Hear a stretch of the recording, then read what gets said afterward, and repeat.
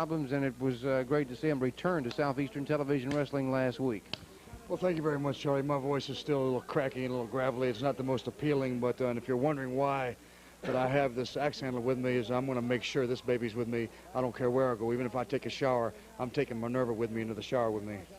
Let's go back a couple of weeks to Southeastern Television Wrestling, I believe about the week of the 15th of December. And just to show why Austin Idol would carry this around, uninvited attack by the Tennessee Stud and his army. Let's take a look at the action going back to Southeastern Television Wrestling, as we said a couple of weeks back. Well, like I said, it's not easy for me to speak, but this was a Southeastern title match where I had challenged Jimmy Golden. As you can see, I'd went for the figure four, and Fuller jumped up on the apron. I brought him right in, and I decided, well, you know, if I can't get one, I'll get the other. And I decided to go for the head honcho, and I slapped it right on Ron Fuller. And baby, you can look right there. That's what you call a beaten man. There's a man who was screaming. And of course, all I could think of at the time was to take this guy's leg. And as far as I was concerned, really, I was intent on breaking it, and I was going to lay right back there and really put on the pressure. Of course, when I laid back, I had no idea where he came from, but all I could see was a big mass of black coming down on me, which knocked me kind of into next week.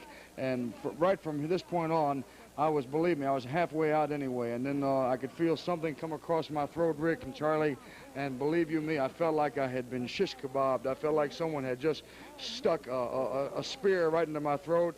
And at this point in time, believe me when I tell you this, I mean, when you hear the old saying, your life flashes before your eyes, trust me when I tell you this. And I think between both of y'all and all the fans in this entire Southeastern area and other areas around the country know that whenever I say something, it's the gospel truth. I don't pull no punches. I don't tell no lies. I tell it like it is. But believe me, when you're gurgling and you feel like you're drowning in your own blood, it's a horrifying feeling. It's a terrible feeling.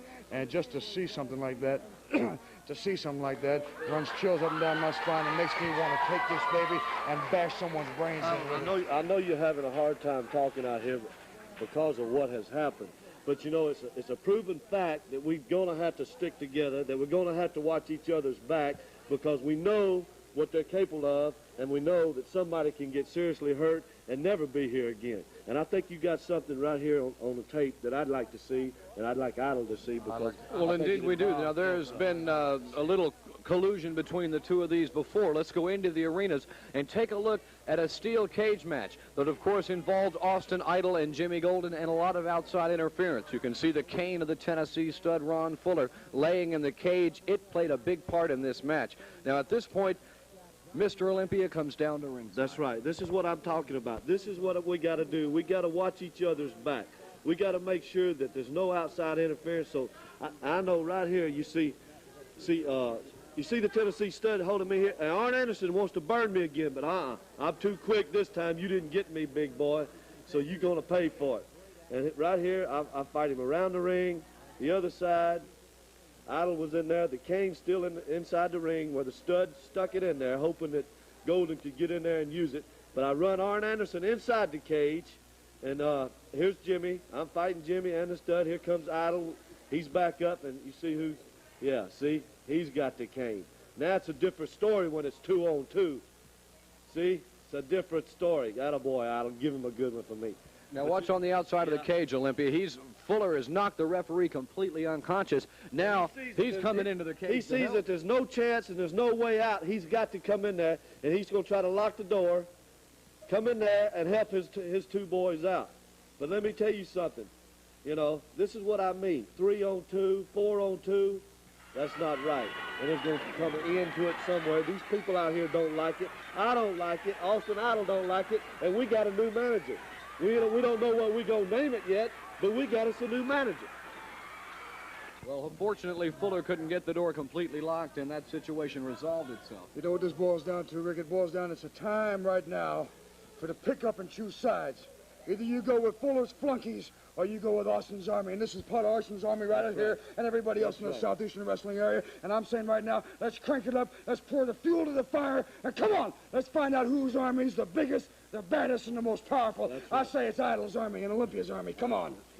All right, in a special challenge matchup coming in the arena, Austin Idol and Mr. Olympia will be tag teaming against Jimmy Golden and Arn Anderson, and we'll be back with more of Southeastern Television Wrestling in just a moment. You know what, Austin? It's been a long time since we've been to Selma, Alabama.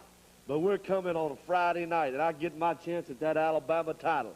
Lord humongous, I know how big and bad you are, but I don't go down easy. And I'm not planning on going down in Selma, Alabama. And I know Austin Idol, walking tall here, has got a few things to say, too. You know, my voice still ain't quite right, but Olympia, I begged the promoters to put me on this card in Selma.